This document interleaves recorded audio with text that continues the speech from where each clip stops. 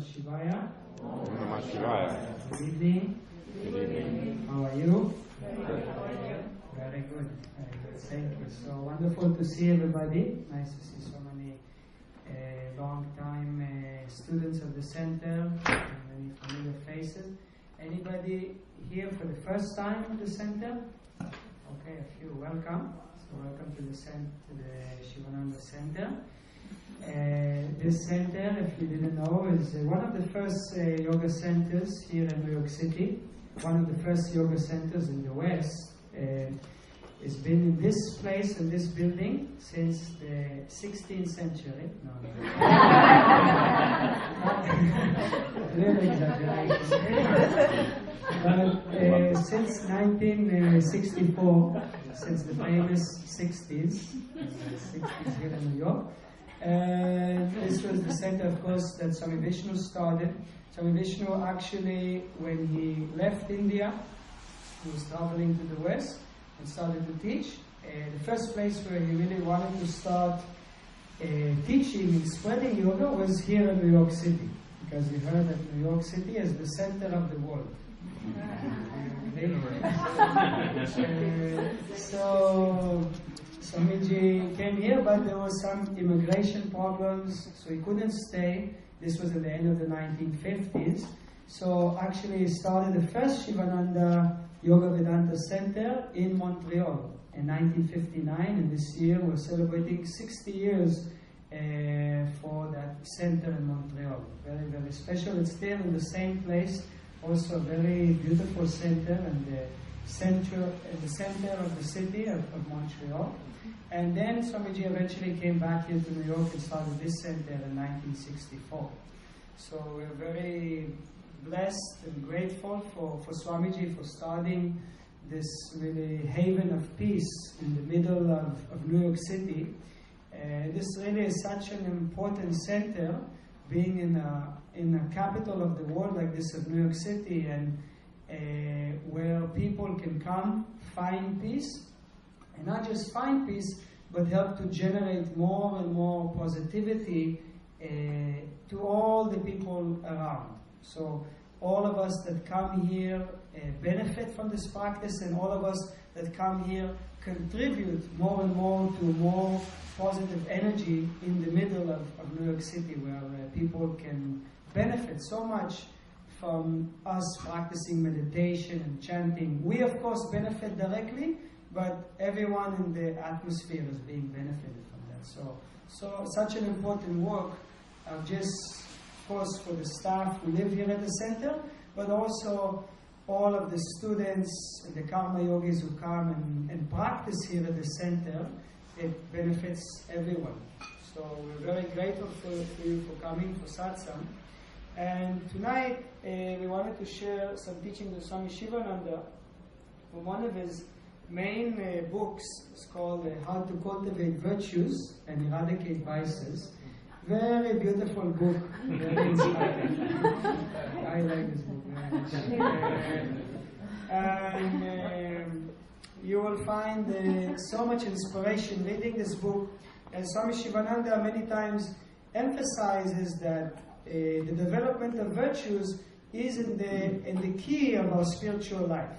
Really, majority of the spiritual path is this process of developing virtues and removing our vices. And really, we gradually more and more understand as we do our sadhana and spiritual practice that this is the main thing.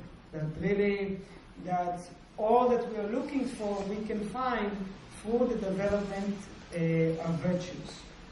Swami Shivananda says that even if we develop one virtue, our life was worth living. That our life was positively lived or was well utilized if we really developed even one virtue. And such of a pedestal Swami Shivananda puts the practice of virtue. Why do you think practicing of virtue is so important? What is the value in developing virtues? Peace of mind. Peace of mind. Very good.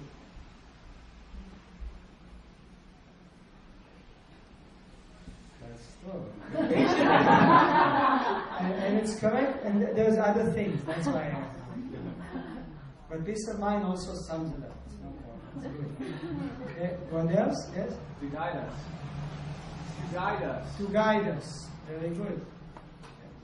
To withhold ourselves from our compulsive nature.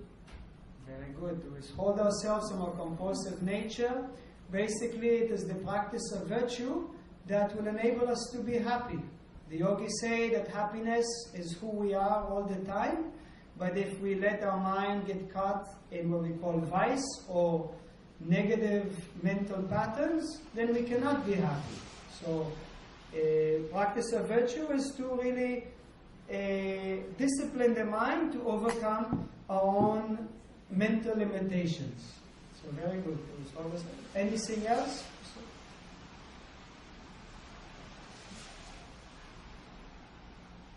Okay, I was saying. This is all correct, and ultimately, virtues on the practical level, first of all, yes, our peace of mind and happiness, and also the yogis explain that the higher states of consciousness, the higher realizations about our true nature and what we actually are, the pure consciousness or the spirit, can be realized only after the development of virtue. The virtue is a stepping stone for deep meditation. Without a virtuous mind, meditation or intuition or wisdom we cannot really access. Why do you think why virtue is a preliminary for knowledge to dawn, spiritual knowledge? For purification, this is true. Helps free us from attachments. Free us from attachments. Very true. And basically, what does the vice imply? Rajas, tamas is correct. And the vice basically implies ignorance. When a person is angry, when a person is fearful, when a person is jealous, that is an indication of ignorance. Ignorance in the yogic tradition means duality. When we don't perceive the oneness, if we don't see others as our own self, that is ignorance. And ignorance always also equals suffering. So the capacity to have knowledge, spiritual knowledge, means the realization that our true nature is not limited to this body and mind, that our true I or true being is not the ego, but it's much more than that. That knowledge can only be accessible through virtue.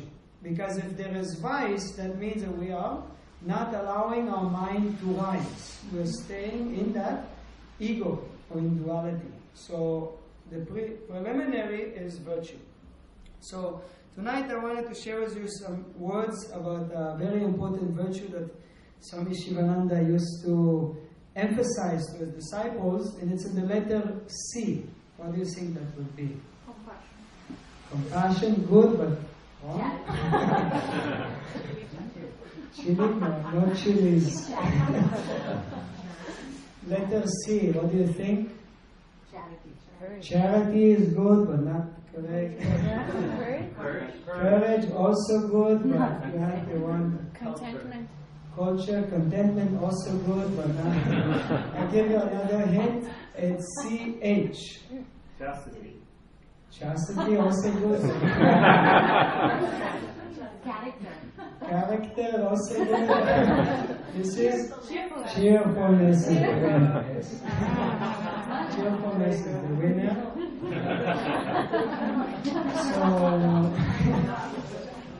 So, child, not child. Child drinking is not a virtue.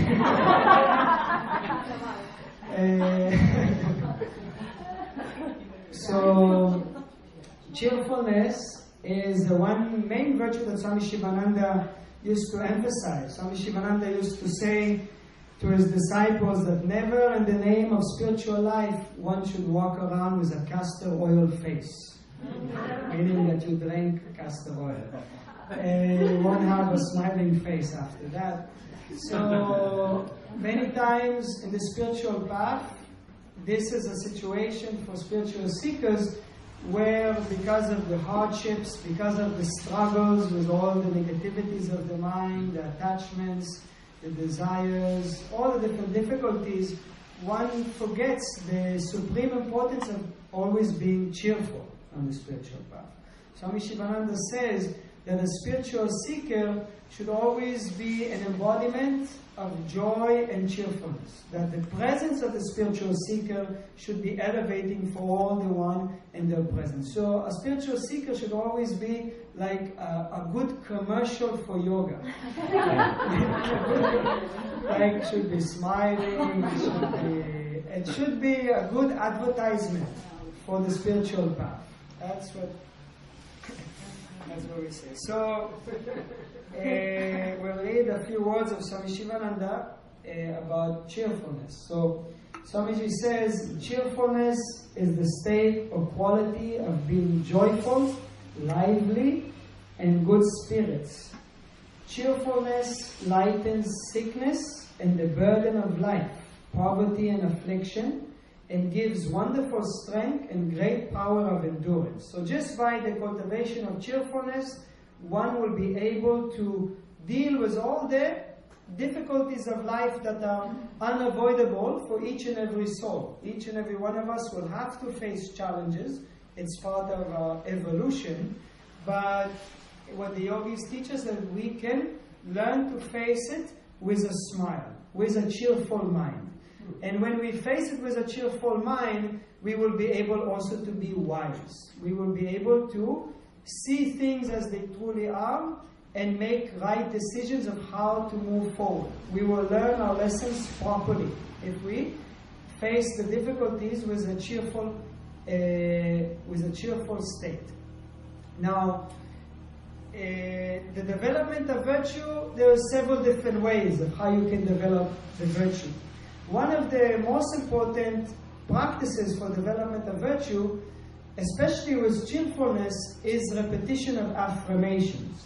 The yogis explain that every morning when we wake up, after we take a shower, taking a shower, very important, that will already make us more cheerful.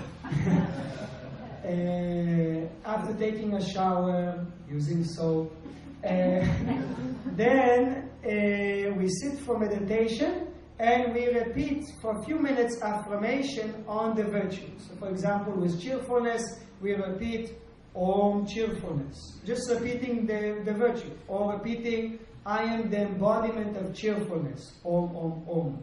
Cheerfulness is my true nature. Om, Om, Om. Like this, we repeat every morning. Then gradually, this thoughts of cheerfulness will take more and more root in our subconscious mind and will start transforming our subconscious mind.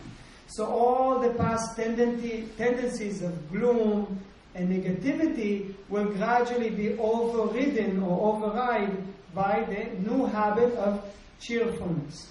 Now, sometimes if we are in a state of despair or we're not feeling so happy and we repeat cheerfulness, this might feel a little bit superficial or fake.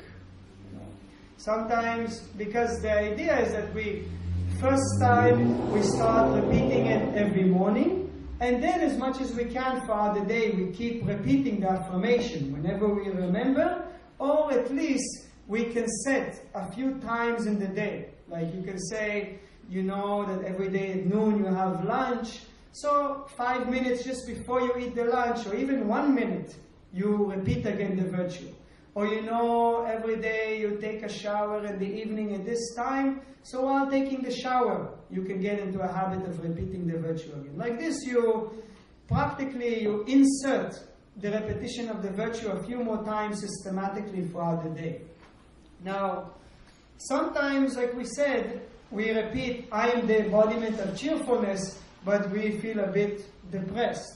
So it seems a little bit fake or not real. I remember one time we had one staff at our ashram, and she was working on cheerfulness.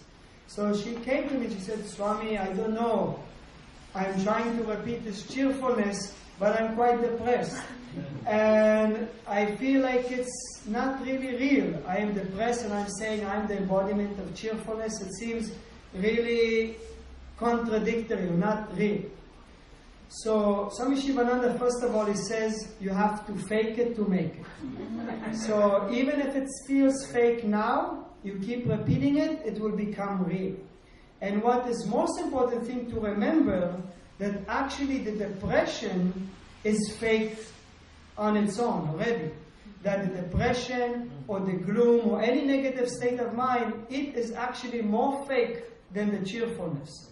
But just we made it real by believing it. We made it real by validating unconsciously a lot of negative affirmations. So any negative state of mind, being it anger, jealousy, fear, even though it feels very real, it's actually not real. It's only our relationship with particular type of thoughts that made it real. So that's where the yogis say, even though you don't feel like it, keep repeating it, you will change. You will make it real. So Swamiji says, a cheerful man will do more work in the same time, will do it with a better, and will persevere longer than a cheerless man. Be cheerful always. Cheerfulness is the best tonic. It gives radiant health and peace. So the best thing for us for being healthy is being cheerful. The light of a cheerful face diffuses itself. You are refreshed by the presence of a cheerful man or woman. So not that just we get benefited by our cheerfulness, we become a great source of elevation for everyone that we meet.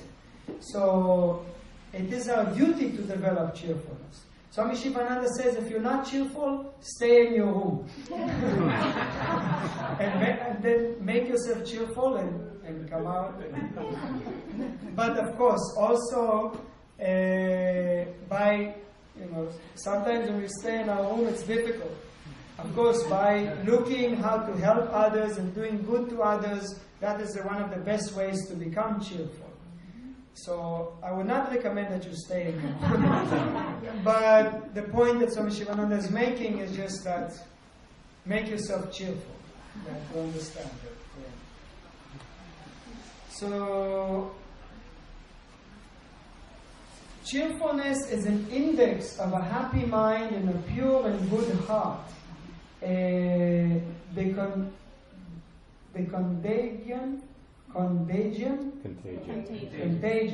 contagion of cheer has a wonderful effect.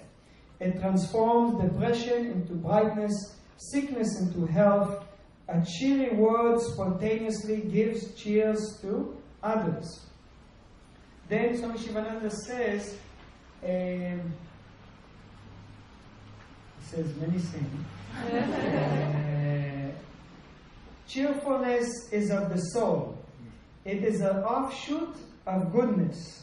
It is a beautifier. So the best thing for keeping your face free of wrinkles, better than the cucumbers and the avocado mask. Just smiling. Actually, Thich Nhat Hanh, one of the great Buddhist masters, he says there's two main things that you can do for attaining enlightenment. One of them is to just take a deep breath, and the other one is to smile. So a cheerful person creates friends quickly. He is attractive to all. Obviously, somebody is not cheerful, we prefer step back. That person who is always negative when they call, you say, oh my God, I don't want to take this call. So to say that, but that is of course, we need to take the call, we have to help others. But we know it is our reaction when somebody is not cheerful or negative, we're not so always ready to be in their presence, but we need to be to serve them. But naturally, when somebody is positive and cheerful, we're always attracted to that. What sunshine is to flowers, cheerful, happy smiles are to humanity.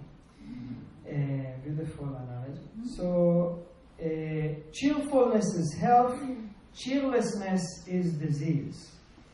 And finally, Swami Sivananda says, cheerfulness is a friend to grace. Meaning, when we are cheerful, we can start receiving the blessings that are in our life. If we're not cheerful, we're not able to see that omnipresent grace that is there in our life all the time. It puts the heart in tune to praise God. So when we are cheerful, we become devotional. We become full of gratitude. We become full of praise of all the gifts that are there in our life. A cheerful person can meditate for a long time. So finally, Swami Sivananda explains that when a person is cheerful, that is the main prerequisite for the capacity to meditate. If the mind is not cheerful, the mind will be ever agitated and restless, or we won't have the sufficient amount of energy to be elevated to higher states of consciousness. So Swami Sivananda always recommends that to notice that every day, no matter what is happening, we're developing the cheerfulness. And the secret is to develop it. No problem. The secret is to develop it and to be systematic in developing the cheerfulness. So to make that commitment to consciously develop the cheerfulness. So then, when we are facing difficult times, difficult days, we will be able to have that inner strength to not be put down by that. We can remain on the positive side. So the practice has to be done in a systematic, regular way, and then we can face any different types of karmas that are awaiting us.